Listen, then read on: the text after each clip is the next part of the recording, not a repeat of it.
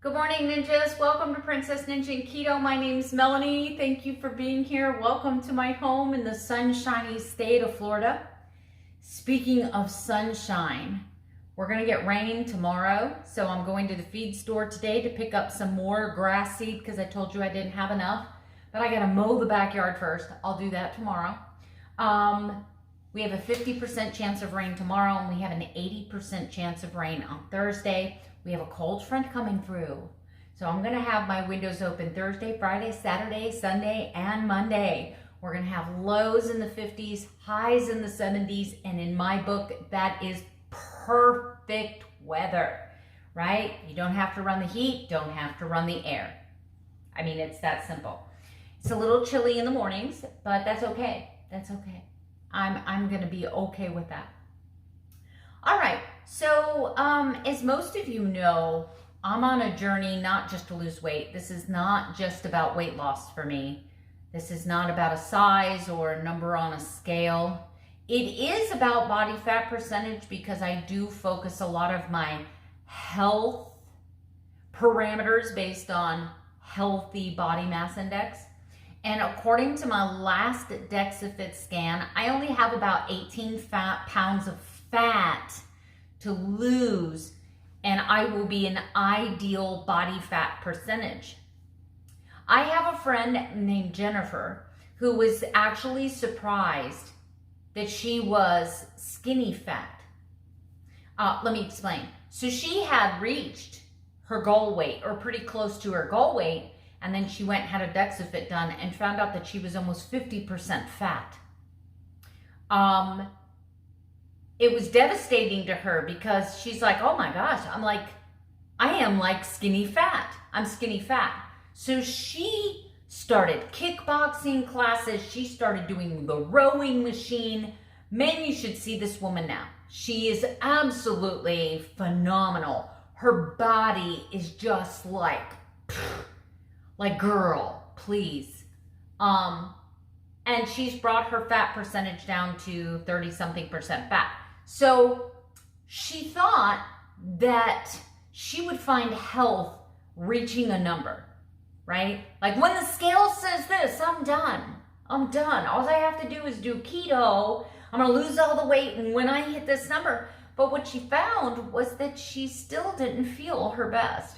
So she had to take it a step forward. And I find inspiration in my friend Jennifer. And Jennifer, if you're watching this, you do not have to comment. Don't comment if you're embarrassed by this, because nobody knows your last name.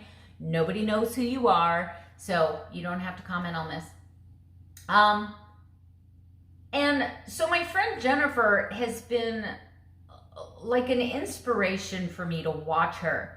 Because even though she reached that goal weight, she pursued health.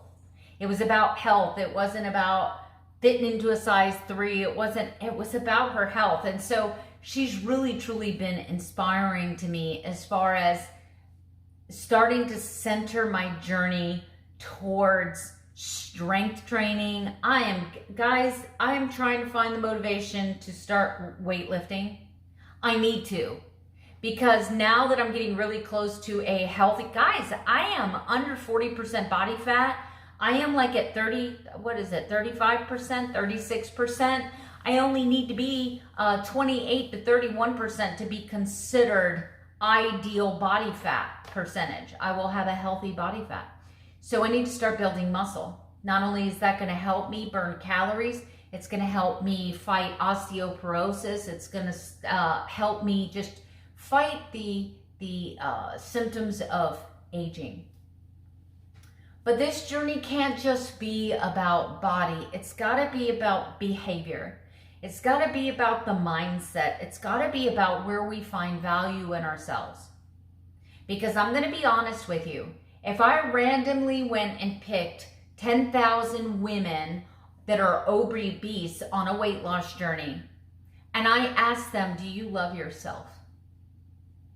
I would be willing to bet 75% of them answered no. I don't love myself. I don't know why I don't love myself, but I don't.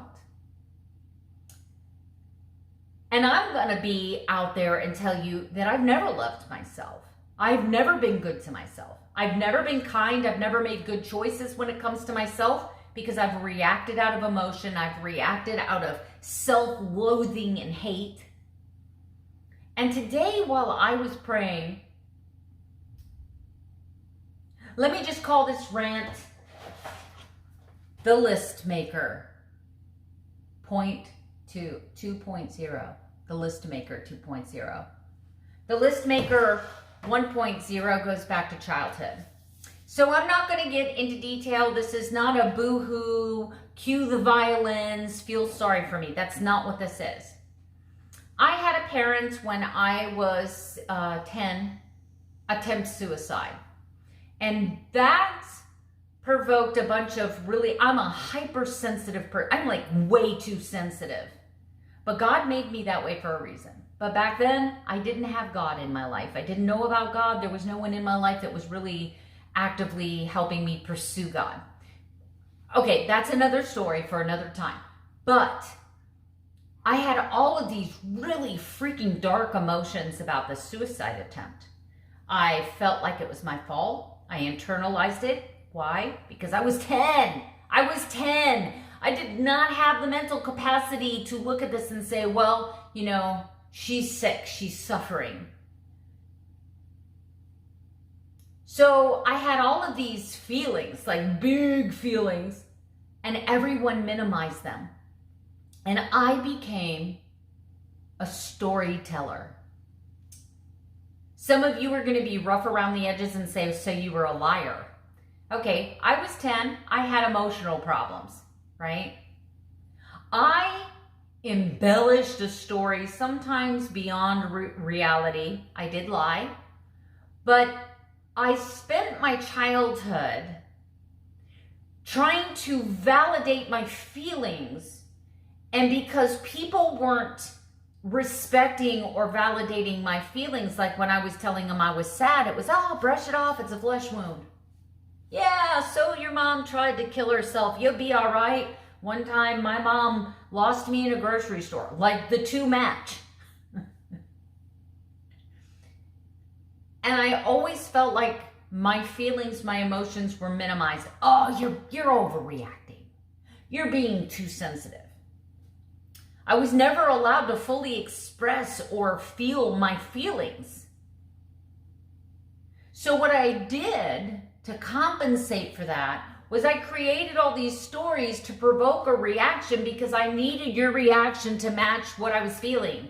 I needed you to react to me in a way that you were like, oh, Melanie, that's horrible. Because I needed you to just say, okay, I recognize you. I hear you. I see you. That's what I needed. I mean, think about it. Most kids, when they act out, what are they seeking? They don't care what kind of attention. They're seeking attention. That was my way of screaming out. Was it right? Nope. Did it make me a pretty rotten kid? Yes. But it's how I handled it. How does that childhood story reflect and look today? Well, today I suffer from high-functioning anxiety. And for those of you who know what high-functioning anxiety is, we tend to be the best at organizing tasks. We are the multitaskers. We are the schedule makers. We're the wedding planners. We're the people that seem on the outside to have it all together at all times and smile while we're doing it. All the while inside, our bodies are screaming, and we're crying. We're curled up in the fetal position and we're not handling things. But you never know it from the outside.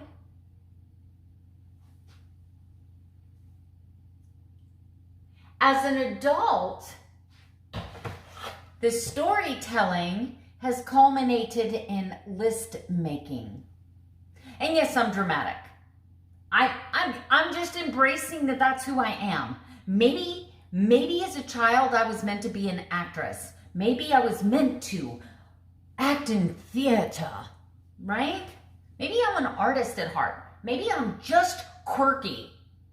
But I'm going to stop excusing the fact that I am passionate. And sometimes when I speak, I get super passionate. Better than a boring speaker. Oh my gosh, have you ever been to one of those lectures where you're like, ah. Okay, so I make this list. And the reason is because I wake up with this anxiety in the morning. This will go to binge eating. We're going to connect all the dots. So I wake up in the morning and I say, I'm feeling anxious. What is the first thing that Melanie does? Melanie's like, I need to get the trash in today. Oh, the garbage was picked up. I got to bring the trash cans in from the road. I got to remember that Toby's appointment is on Thursday. You know what I should do? I should go through my emails today. My email box is getting pretty full. You know what? I need to check this. I need to respond to these comments. I need to do another cooking video. Let me go grocery shopping today. Have I balanced the checkbook? What I'm doing there is I am elaborating the story. So as 10-year-old Melanie that didn't feel like her feelings were valid, I made the fish go from this size to this size, and it was a 3-hour fight because I needed the reaction from people to match what I was feeling, to say, I see you. So now I have these amazing lists. I have this immaculate house. I have these well-trained dogs. I have everything in order and together so that when you come in my house, you're like, Melanie, how do you do it all? And I have an excuse. This list provides my excuse for these emotions, but my emotions may not have anything to do with that list. It makes me hyper-focus on things that are not relative to my weight loss journey. Am I really pissed off about the fact that nobody helps me do the dishes, or am I pissed off about the fact that I need to do the dishes every day to make myself feel valid? What am I really angry about? I got a lot of things to fix. I am broken. I am broken. I know, Yoda. Yoda's broken too. How does this relate to binge eating? Well, I wake up feeling anxious, and what do we know about Melanie and anxiety? I know that anxiety is one of the #1 triggers for a binge. I wake up feeling anxious. I'm pacing the floors in my brain. I'm doing this. I gotta do this. I gotta do this. So I create this list, whether it be on this board or in my head.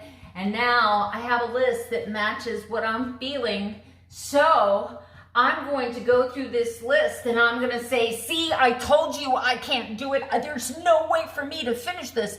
But nobody made this list for me. I made this list for me. On purpose so that I would fail. Setting myself up for failure. So that now I have a story to validate my feelings and I have justification for a binge. Do you see how that just came full circle?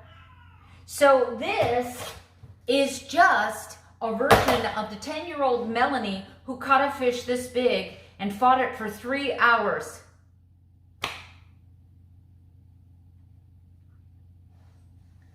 God is amazing.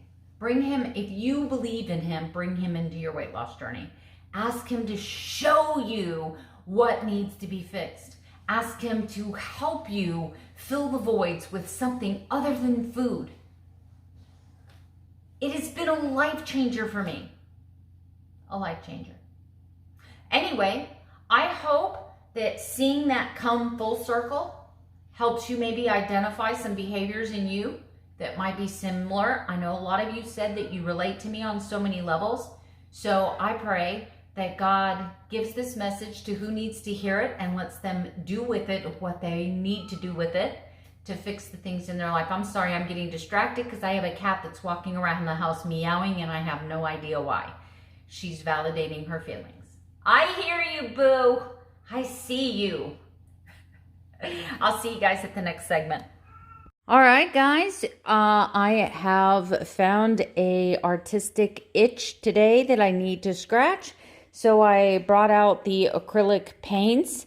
These are the hand-painted peacocks I did. I'm coming back with the acrylic outline, give it more of a stained glass look. I want some bright, cheery Mandela boho colors. I want it to have a boho flavor. Only this one is different. It is a metallic. I just want to see what it looks like in like a metallic. So there's a few steps to doing this. First, I had to paint them. Then I had to pour them. I had to wait for them to cure. Now I'm coming in with the acrylic paints. I've got to let the acrylic paint dry, wipe off the top coat, and then I have to top coat with resin. And we'll see what these look like a little later, but I think they're going to be beautiful. And then I'm almost done with this plant propagator, yes. So basically this is going to be super decorative. I did a watercolor kind of petri dish look on one side, and it'll be a really sparkly purple on the other side, almost like a mermaid scale. And I'm going to top coat that and finish that up today. But those are my resin and painting projects for today. All right, guys, I got the first layer of paint taken off, but some of the deeper crevices, the paint's not completely dry. So I'm going to have to let these sit for about another hour and then come back and do a second wipe. But this is basically what they are looking like. They will look completely different when I add the jeweled eye for the peacock and add the top coat of resin. Unfortunately, that won't be ready to be seen until tomorrow. But this metallic one actually came out so nice. But again, gotta let them dry for about another hour. I'll let you see them when I top coat them. All right, guys, I went strictly carnivore for lunch. This is a 10-ounce New York strip cooked medium rare. All right, guys, these are turning out absolutely spectacular. I just poured the top coat. I do have to clean them up a little around the edges when they are all completed. I've added a little crystal eye in each one of the peacocks. And I think the color choices, I think everything looks marvelous. I have to say that this one is my favorite. It's the brightest, most brilliant of all of them. And I love how that orange just explodes from the peacock around the feathers. It makes the peacock look like it's got this aura around it, right? Totally beautiful. I also love this one very much. This is a classic stained glass look. I love it, but all of them are quite beautiful. I'm very proud of this hand-painted collection. All right, guys, just for accountability, when I went to the farmer's market, they had some crispy fried green beans, no breading, just fried green beans with salt, and I logged it. It was about 1.5 cups. All right, guys, I took care of some responsible adult stuff and balanced my checkbook and paid some bills, and then was feeling super anxious. So I am painting this serving tray in a nautical theme. This is layer number 1. I will come on the second layer and do some fish in random spots to give it a 3-dimensional look. And then I poured beach sand, literal beach sand, in the bottom of the tray handles. So there'll be a handle on each side, and they will be made clear with beach sand. So that's going to be pretty cool. It's going to look pretty cool, I think. It's a little whimsical and a little cartoonish, but that's okay. That's okay. We don't have to be so serious all the time. I always feel like somebody's watching me, and I can't get privacy. Whoa, whoa. I always feel like somebody's watching me. Okay, guys. So it's a good thing I went through my email today, because I had found two emails that went to my spam from Bones Coffee Company. So you guys know I do have an affiliate link below for Bones. So the truth be told, sometimes I love Bones coffee and sometimes I like them. And the reason is because I have found that they're not consistent with their batches. Because they do small batch coffee, the flavor can sometimes change from batch to batch. The first time I ever got their strawberry cheesecake coffee, no sweeteners whatsoever in this. It is not going to impact you, right? The first time I did their strawberry, it was freaking, oh my gosh, right? But then the next time I ordered it, I was so disappointed. I could barely taste the cheesecake. I'm like, what happened to the coffee? Same thing happened with the Highland Grog. Now, the Highland Grog is my next favorite flavor. It tastes like butterscotch, right? And sometimes I would get it, and it would have that real creamy Werther's Original Toffee butterscotch flavor. And then sometimes I would get it, and it was like, I might taste butterscotch, I'm not sure. But it's good coffee, okay? So the coffee that they use is good. But the price of the coffee, when you add in shipping, gets a little expensive, right? And so it would be one thing if I was going to the store and buying 12 K-Cups for $8.99, no shipping, $10.99, no shipping. I've even paid as much as $12 for 10 K-Cups because that's just a little more than $1 a cup, right? I think that's pretty cheap considering if you go to Dunkin' Donuts or Starbucks, it's like $4 for a cup of coffee. So I think $1 a cup is reasonable, but I'm a coffee snob. Anyway, I love Bones coffee. I love their regular coffee. They make a good decaf coffee. Their Frankenbones is pretty awesome. There was some flavors I tried that I didn't really care much for, but it's my thing. It wasn't bad coffee. It's just I didn't care for the flavor. I think cookies and scream was one of them. I was like, I don't get it. But while I was going through my emails, I found a thing saying, Melanie, you've earned so many points because I've always had a link down there.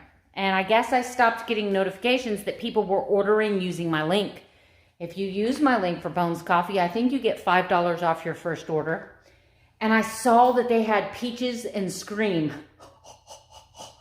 I'm excited. I haven't ordered Bones Coffee in over a year, but I've earned enough that I got $10 off my order. So my entire order with shipping is like $10. $10. So I can't wait to get the peaches and scream, and I will let you know how much I love it or don't love it. You'll always get an honest review from everything I try. Anyway, just random things happening through my day. Random. All right, guys, dinner tonight was a tossed salad with a little bit of everything keto, that is. And I had a pork chop. This was a wonderful pork chop and a side of broccoli. I did not finish all of the broccoli.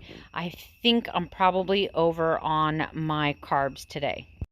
All right, guys, as always, I guesstimated the best I could with my carb manager, and this is what my macros look like today, give or take a few of everything. But that was kind of a last-minute decision, and the green beans that I ate today were also a last-minute decision. So, of course, my carbs are a little bit high, but I think everything is just going to be okay. I do need to let you know that I tried a blackberry raspberry, literally those two flavors together, Zip Fizz. It says it's a limited flavor. It is actually really good.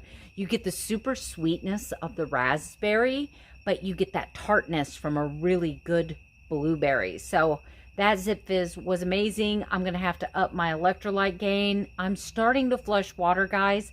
But as a result, I'm getting cramps in the calves of my legs. We have a big cold front coming, and I do have rheumatoid arthritis. My joints are inflamed right now. My knees are hurting me really bad. My hips are hurting me really bad. And that happens whenever we're going to get a wet cold front. And the wet cold front's supposed to come in sometime tomorrow. my body. I feel it in my bones. I feel it in my bones. But usually damp and cold are the two atmospheric conditions that I need for my arthritis to flare up. That could also be a reason why I am retaining a little bit more water. But, you know, I'm just going to hold on for a few days and see what happens. I will get on the scale when I'm good and ready to get on the scale without punishing or disciplining myself. And gosh, thanks. If you've made it to this part of the video, thank you for being here. Thank you for so much watch time. It's been a long one today, guys, but so many things, all the things. I highly encourage that if you have faith in God, I'm not pushing my faith upon you, but if you have the faith in God, bring him into your weight loss journey. You won't regret it. I'm not regretting it. Some of these things are very painful to face, but once you face them and you have an understanding of the way your behavior is and why it is, that is so empowering to help you change that behavior going forward. So thanks for staying. Go ahead, comment below. Let me know how you are doing, what you are doing to prepare for Halloween. Are you celebrating Halloween? What are you going to do to avoid the Halloween candies and temptations? And I will see you tomorrow with another daily vlog. Good night. Sleep tight. Don't let the bed bugs bite.